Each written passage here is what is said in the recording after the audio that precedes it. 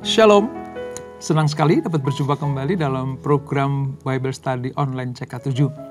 Nah, hari ini saudara kita akan melanjutkan pembelajaran kita dari kitab Yehezkiel pasal yang ke-44. Saudara, ketika Nabi Yehezkiel mendapatkan sebuah penglihatan, lalu Tuhan kasih nubuatan tentang kelangsungan kehidupan kerohanian bangsa Israel, tentunya Tuhan punya maksud supaya bangsa pilihan ini kembali kepada Allah.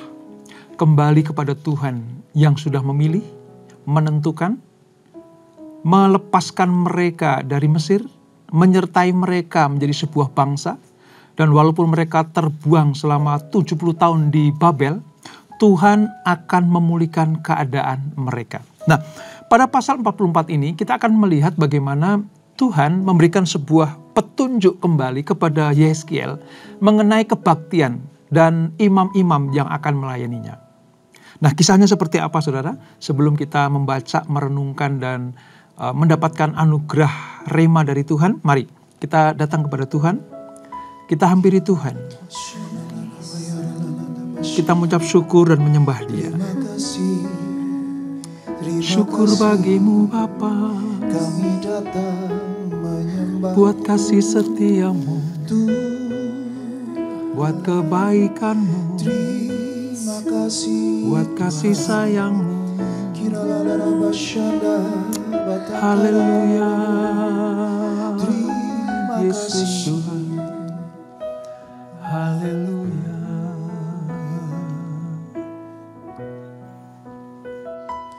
Ku datang Tuhan dalam hadirat-Mu, berhiaskan kekudusan.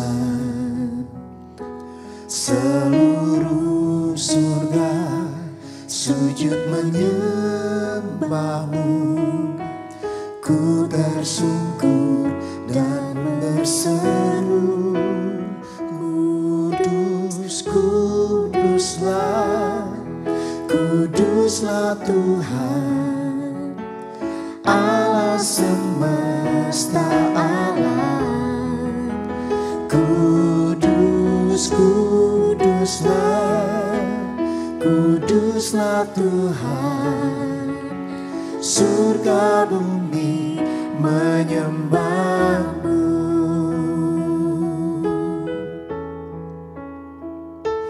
Ku datang Tuhan dalam hadirat-Mu, berhiaskan kekudusan. Seluruh surga sujud menyembah-Mu, ku tersungkur dan berseru, Kudus, Kuduslah, Kuduslah Tuhan, Allah semesta alam. Kudus, Kuduslah, Kuduslah Tuhan, surga bumi menyembah. Kudus, Kuduslah, Kuduslah Tuhan, Allah semesta alam. Kudus, Kuduslah, Kuduslah Tuhan, surga bumi menyembah-Mu. Kudus, Kuduslah, Kuduslah Tuhan,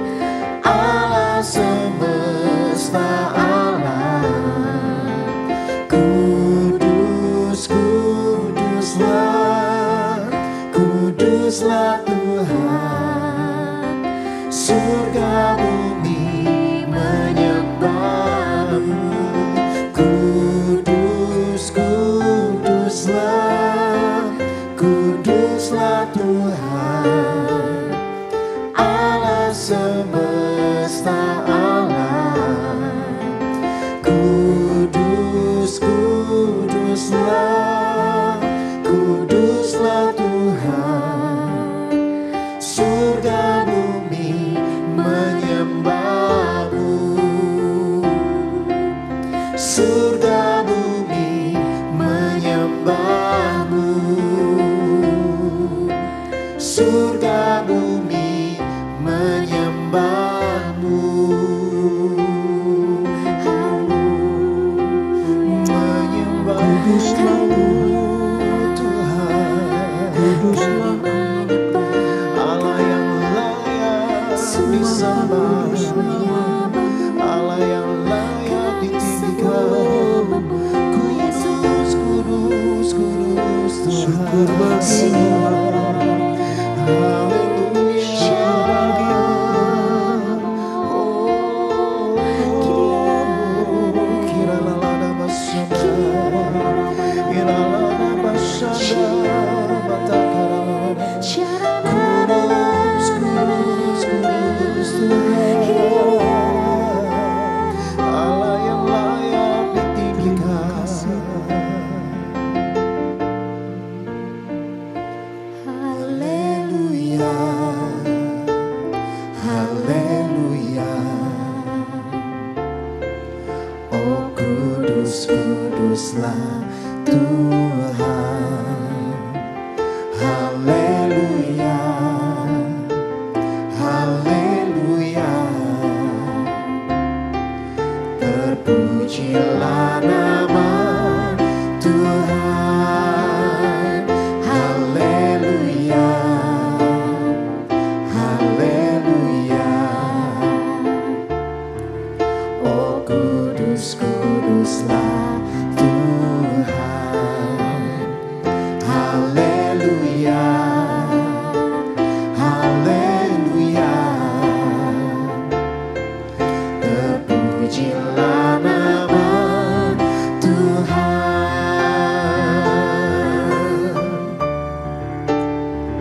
Haleluya, haleluya. Oh kudus, kuduslah Tuhan. Haleluya, haleluya. Terpujilah nama Tuhan. Haleluya, haleluya. Oh kudus, kuduslah Tuhan. Haleluya, haleluya. Terpujilah nama Tuhan.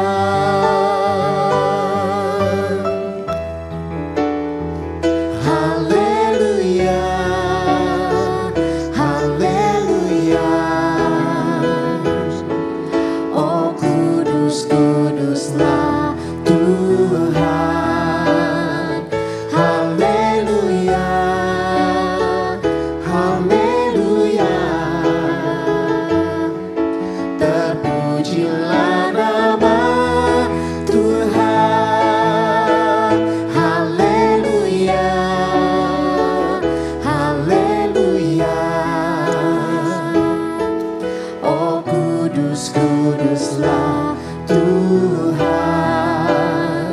Haleluya, haleluya.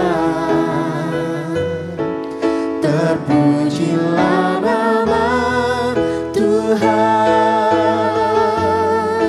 Terpujilah nama Tuhan.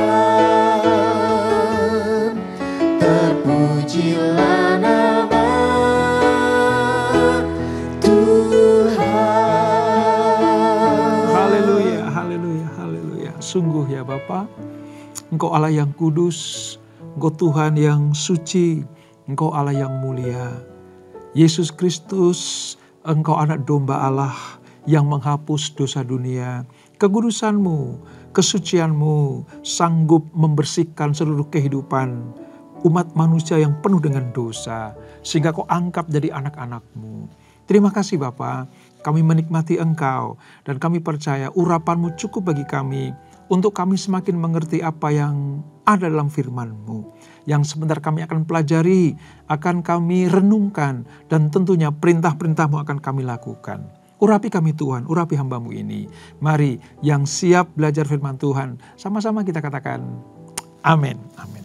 Nah saudara, setelah Yehezkiel mendapatkan sebuah penglihatan, lalu nubuatan dan perintah-perintah Tuhan, ketika digambarkan ada sebuah bait suci yang baru, yang tidak lagi seperti bait suci yang lama, yang dikotori oleh para imam-imam, lalu dihancurkan oleh Nebukadnezar.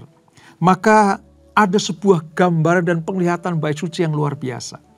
Tuhan berikan ukuran-ukurannya. Lalu Tuhan berikan perintah-perintah untuk melaksanakan kembali ibadah-ibadah, membawa korban-korban. Karena bagi bangsa Israel, saudara, ibadah itu harus membawa korban, menyembelih korban. Karena di dalam darah korban itu nanti yang menguduskan mereka, menyucikan mereka, melayakkan mereka untuk datang kepada Tuhan. Lalu di pasal yang ke-43, Tuhan sendiri kembali ke bait suci di dalam kemuliaannya.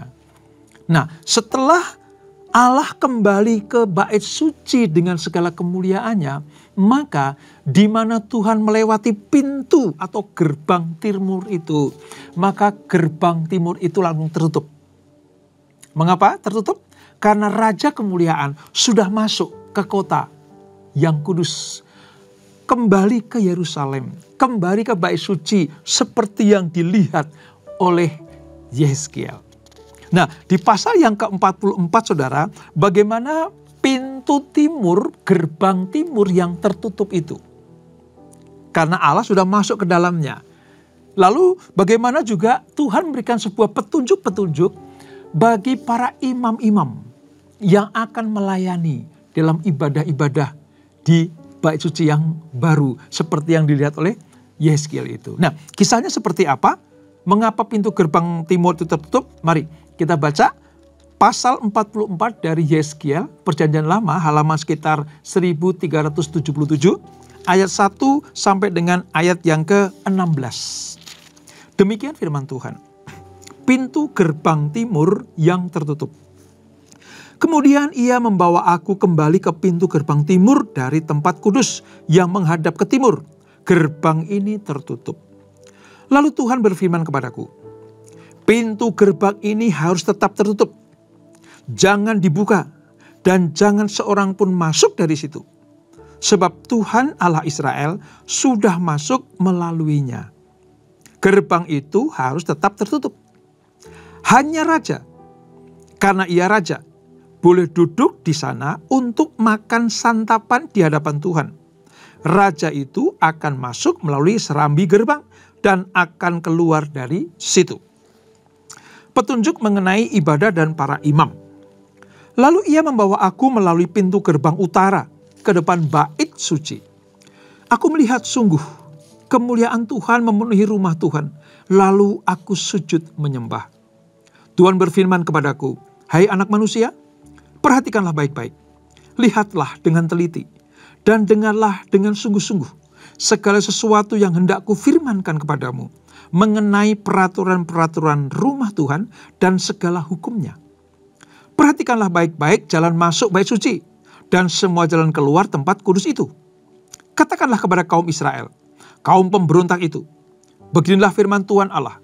Cukuplah perbuatan-perbuatanmu yang menjijikkan itu, hai kaum Israel. Kamu membiarkan orang-orang asing yang tak bersunat hati dan dagingnya masuk ke dalam tempat kudusku, hingga mereka menajiskan rumahku ketika kamu mempersembahkan lemak dan darah, santapanku. Dengan demikian, kamu telah mengingkari perjanjianku dengan segala perbuatanmu yang menjijikkan.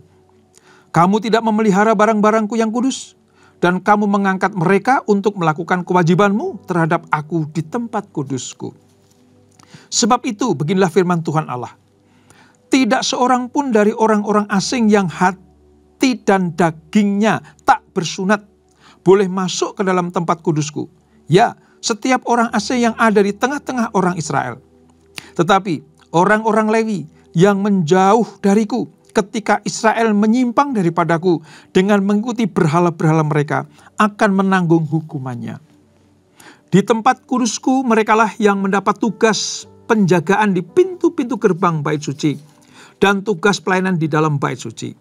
Merekalah yang menyembelih korban bakaran dan korban sembelihan bagi umat dan bertugas untuk melayani mereka. Mereka telah melayani umat di hadapan berhala-berhalanya, dan bagi kaum Israel telah menjadi batu sandungan yang menjatuhkannya ke dalam kesalahan. Sebab itu, aku bersumpah mengenai mereka, demikianlah firman Tuhan Allah, bahwa mereka akan menanggung hukumannya sendiri. Mereka tidak akan mendekat kepadaku untuk melaksanakan tugas imam di hadapanku, ataupun mendekat segala barangku yang kudus, atau persembahan-persembahan maha kudus. Mereka akan menanggung noda akibat perbuatan-perbuatan mereka yang menjijikkan. Aku menetapkan mereka sebagai petugas di bait suci untuk melaksanakan segala pelayanan dan segala sesuatu yang diperlukan di situ. Tetapi imam-imam Lewi dari Bani Sadok yang bertugas di tempat kudusku, waktu orang Israel menyimpang daripadaku, merekalah yang akan mendekat kepadaku untuk menyelenggarakan ibadah dan bertugas di hadapanku untuk mempersembahkan kepadaku lemak dan darah. Demikianlah firman Tuhan Allah. Merekalah yang akan masuk ke dalam tempat kudusku dan mendekat mejaku untuk menyelenggarakan ibadah dan menjalankan tugas bagiku. Nah saudara, apa yang kita baca ini memberikan sebuah pengertian tentang dua hal. Yang pertama adalah bagaimana Tuhan menetapkan pintu gerbang timur itu harus tertutup. Mengapa? Alasan utamanya karena raja sudah masuk di dalamnya. Lalu yang kedua, bagaimana Tuhan menetapkan tugas keimaman. Tugas keimaman untuk melayani Tuhan di bait suci yang baru itu. Nah intinya saudara, sebenarnya di bagian yang kedua ini, siapa sih yang boleh masuk ke bait sucinya Tuhan? Siapa yang boleh menyentuh barang-barang yang kudus dari Tuhan itu? Tidak sembarangan. Pada konteks ini saudara, Allah tidak mengizinkan orang-orang yang hati dan tubuhnya tidak bersunat, hati dan tubuhnya tidak kudus, tidak boleh mendekat kepada Tuhan. Bahkan keturunan Lewi sekalipun, mereka pernah berdosa dengan acara apa? Menyetujui bangsa Israel itu menyembah lembu emas, menyembah berhala-berhala. Itulah sebabnya Allah menetapkan siapa yang boleh melayani dia di bait suci dan siapa yang boleh mendekat kepadanya. Nah mari kita selidiki saudara, kita pelajari beberapa hal ini. Pada permulaan penglihatan Yehezkiel saudara, dia dibawa oleh malaikat melewati gerbang timur. Untuk apa? Untuk masuk ke pelataran luar bait suci. Setelah Yehezkiel masuk pintu gerbang timur di pelataran bait suci, gerbang timur itu langsung ditutup. Ini pengertian yang harus kita mengerti lebih dahulu. Tidak seorang pun diperbolehkan masuk atau melaluinya. Ya. Namun begini, mungkin saudara pernah pergi ke Israel akhir-akhir ini. Memang pintu gerbang itu tertutup saudara.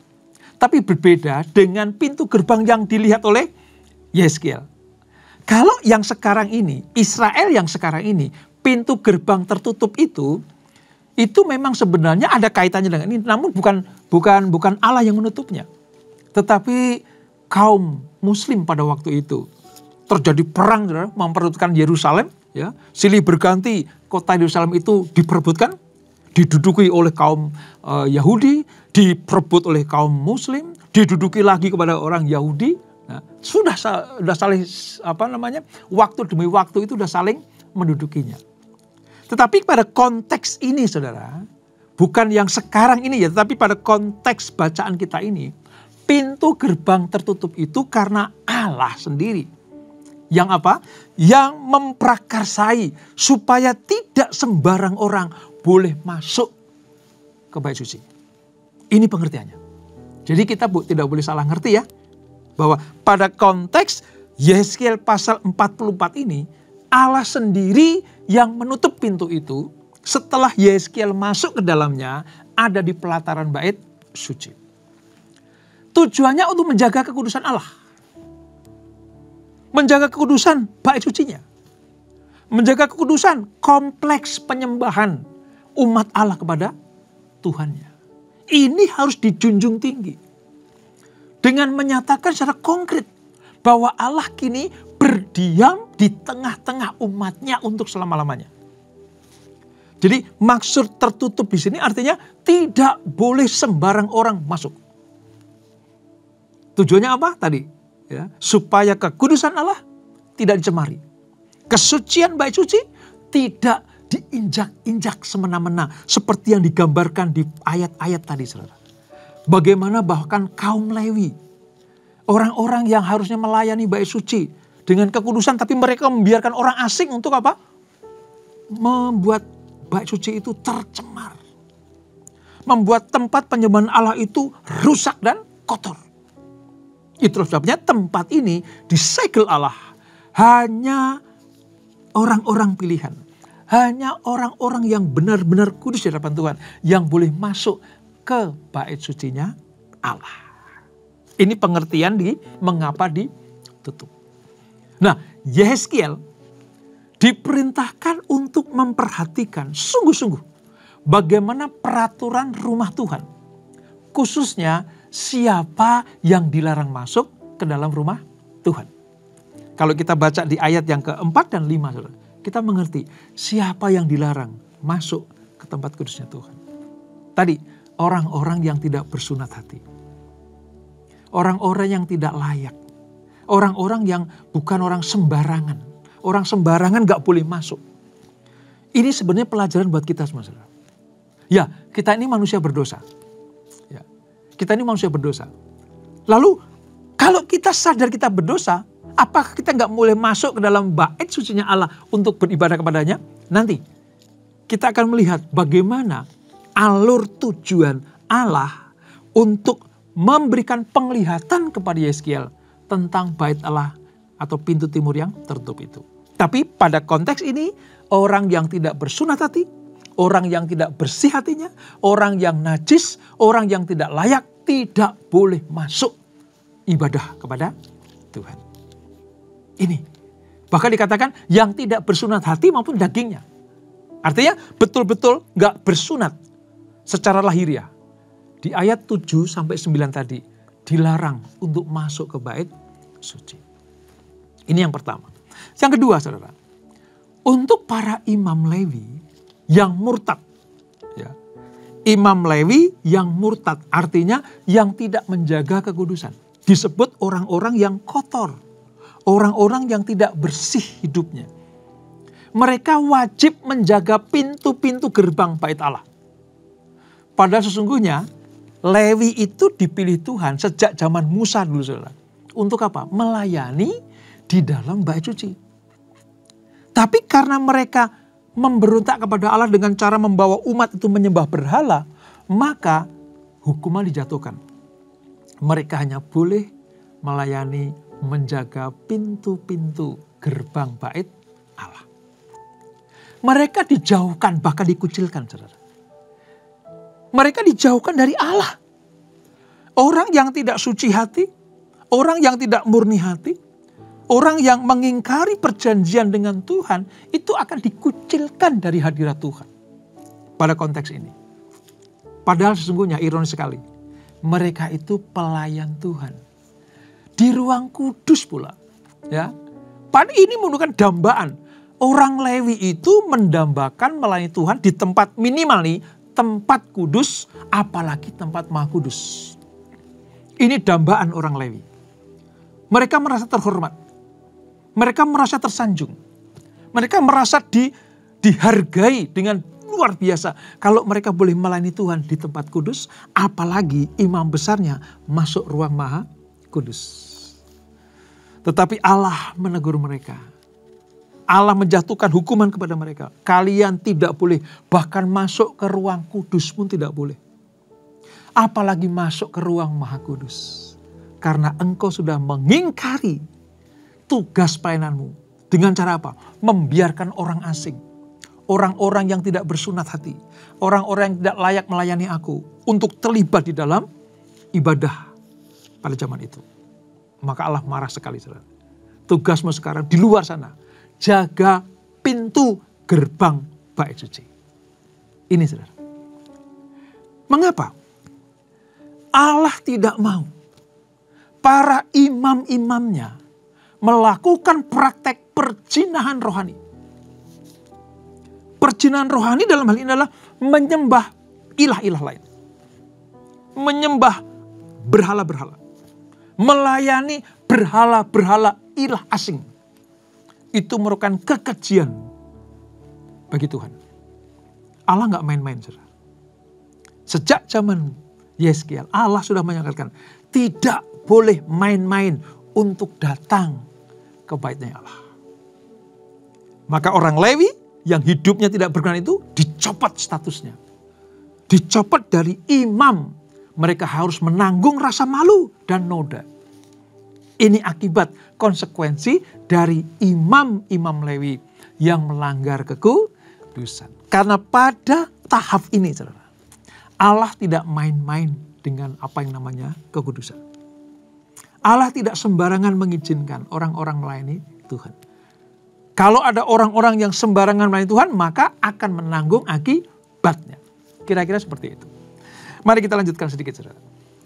Lalu Yeskiel menguraikan tugas-tugas para imam yang harus dilakukan oleh orang-orang Lewi, namun dari Bani Sadok. Bani Sadok itu adalah Bani keturunan Harun. Ya, keturunan Harun. Jadi begini, Harun itu orang Lewi. Tetapi bukan hanya Harun orang Lewi. Ada orang-orang lain, bani-bani lain itu orang Lewi juga.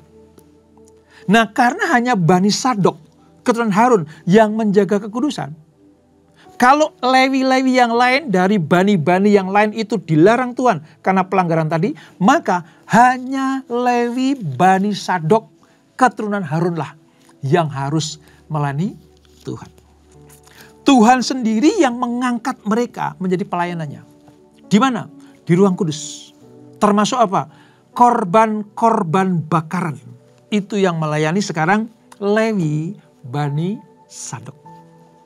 Nah, dalam hal ini kita melihat tindakan Tuhan yang menghargai kesetiaan. Seperti Lewi Bani Sadok yang setia pada masa pra pembuangan. Sebelum bangsa Israel dibuang ke Babel. Bagaimana bangsa Israel itu menyakiti hati Tuhan. Melanggar aturan-aturan.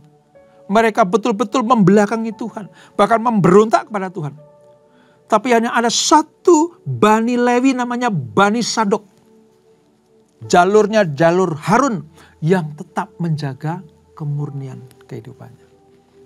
Ketika seluruh Israel itu termasuk kelompok orang Lewi murtad kepada Allah. Membelakangi Tuhan, menyakiti hati Tuhan. Maka ada satu Bani yang tetap menjaga kekudusan. Yaitu Bani Sadok. Itulah sebabnya Allah mengingat. Perhatikan baik-baik. Apa yang dilakukan oleh Lewi Bani Sadok ini, keturunan Harun ini, tetap menjaga kekudusan, kemurnian. Yang lain udah ugal-ugalan. Yang lain sudah hidup dalam keduniawian. Yang lain mencari keuntungan pribadi. Mencemari kehidupannya. Mengizinkan orang-orang asing untuk ikut dalam pelayanan. Dan itu dicatat oleh Tuhan. Ini mereka tidak layak menjadi pelayanku. Mereka tidak layak menjadi petugas-petugas imam di bait suci. Lalu Tuhan melihat bagaimana Lewi Bani Sadok yang tetap menjaga kemurnian imannya. Dicatat juga. Suatu kelak nanti, kalau ada bait suci yang baru, hanya mereka lah. Imam Lewi Bani Sadok inilah yang akan melayani Tuhan. Jadi dalam hal ini, saudara, kekudusan, kebenaran, kasih setia, ketaatan kepada perintah Allah yang kita lakukan hari demi hari. Sekecil apapun itu tugas, sekecil apapun itu tanggung jawab. Selama kita lakukan dengan taat setia, Allah mencatat.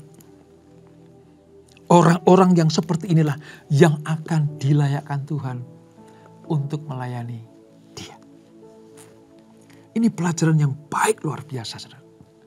Mari kepada pelayan-pelayan Tuhan, kita jaga kehidupan kita. Jangan ugal-ugalan karena kita punya wewenang pelayanan. Kita punya pangkat dan derajat dalam pelayanan. Lalu kita ugal-ugalan dalam melayani Tuhan. Sehingga apa? Seolah-olah kita melayani Tuhan. Tapi Tuhan gak berkenan atas pelayanan kita. Allah mencatat. Allah memberikan sebuah daftar kehidupan. Nanti ketika ada suatu tempat atau bait suci yang baru. Tempat di mana Allah mengizinkan umatnya menyembah Allah. Mereka yang tadinya hidup tidak benar itu akan disingkirkan. Tugas mereka adalah menjaga pintu di luar sana. Sementara yang di dalam, yang dekat dengan Allah. Kalau saya katakan itu, yang selalu menikmati hadirat Tuhan itu. Mereka yang menjaga hidupnya tetap kudus dan benar.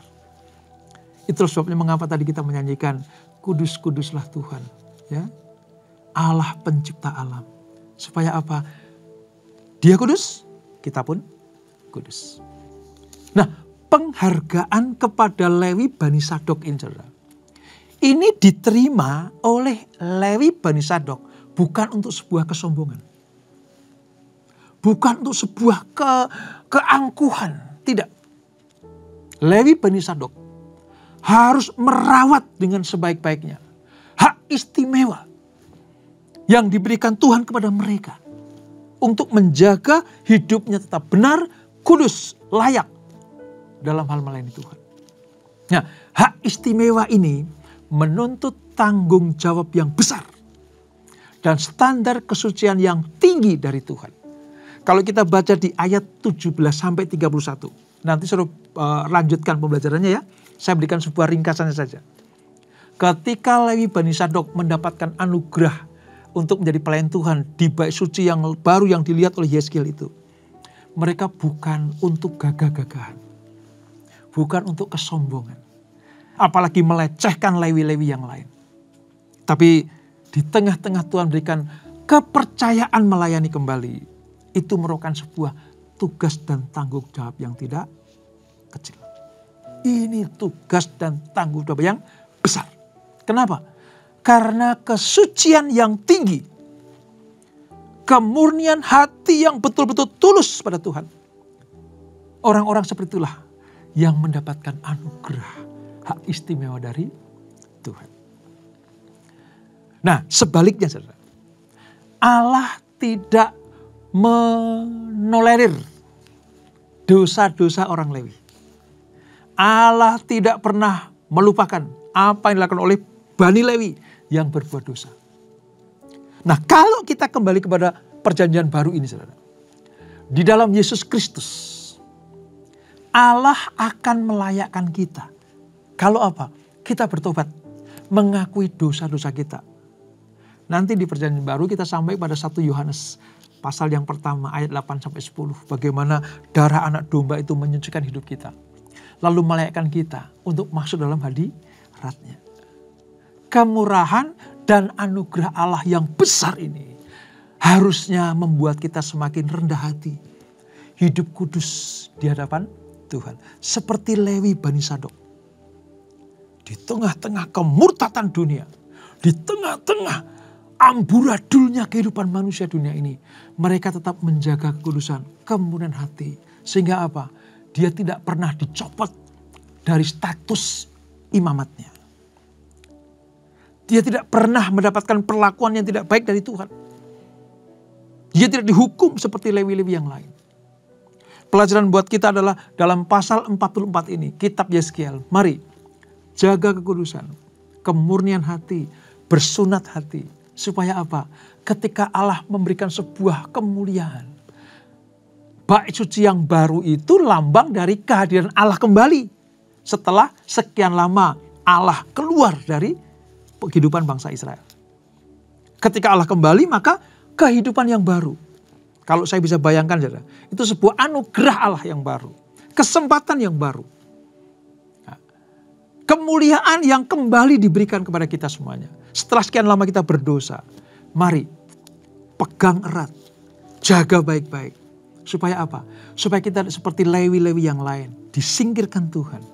tapi kita taat setia seperti Lewi Bani Sadok.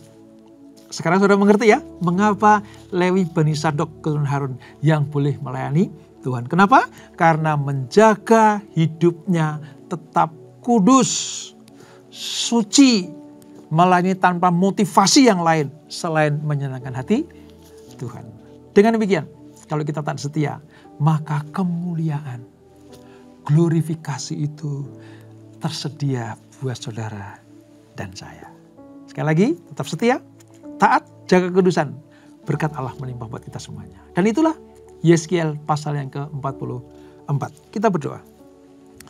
Bapa di surga, terima kasih untuk pelajaran yang luar biasa dari Yeskiel pasal 44 ini.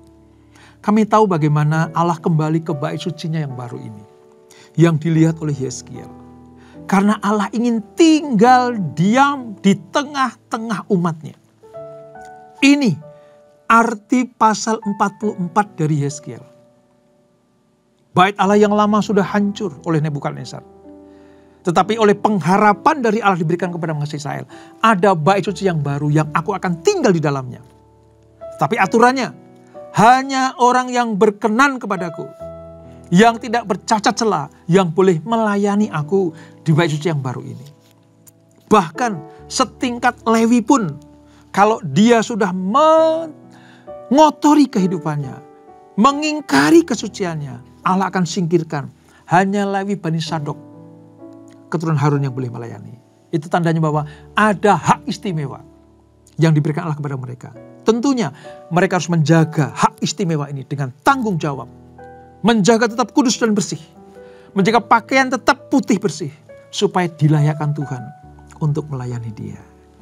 Dan pada zaman Yesus Kristus, ketika Allah lewat darah Yesus menyucikan kami semuanya, maka seluruh dosa kami, pelanggaran kami dihapuskan oleh Tuhan. Kalau kami bertobat meninggalkan jalan yang jahat, kembali kepada Allah, maka kami dilayakkan untuk mendekat kepada Tuhan. Terima kasih Bapak untuk pelajaran yang luar biasa ini. Sebagai imam-imam Lewi yang hadir pada acara ini, biarlah Tuhan tetap mengurapi kami. Sebagai umat-Mu yang layak bagi Tuhan, tetap menjaga kekudusan, akan dilayakkan Tuhan untuk datang, hadir, menikmati berkat-berkat Tuhan. Terima kasih Bapak. Kami mengucap syukur atas pelajaran yang indah ini. Dan sebelum kami tinggalkan acara ini, kami siapkan hati kami terima berkat yang daripada-Mu. Kekasih-kekasih Kristus arahkan hatimu pada Tuhan. Terimalah berkat, kasih anugerah dari apa-apa yang berlimpah-limpah. Dalam anaknya yang tunggal Tuhan Yesus Kristus. Dan persekutuan yang manis dan Roh Kudus menyertai kita semuanya. Mulai saat ini sampai Maranatha, Yesus datang yang 2 kali menjemput kita semuanya. Bertemu di awan-awan yang permai. Menikmati kemuliaan kekal sampai selama-lamanya. Yang diberkati, sama-sama kita katakan amin. Tuhan Yesus memberkati.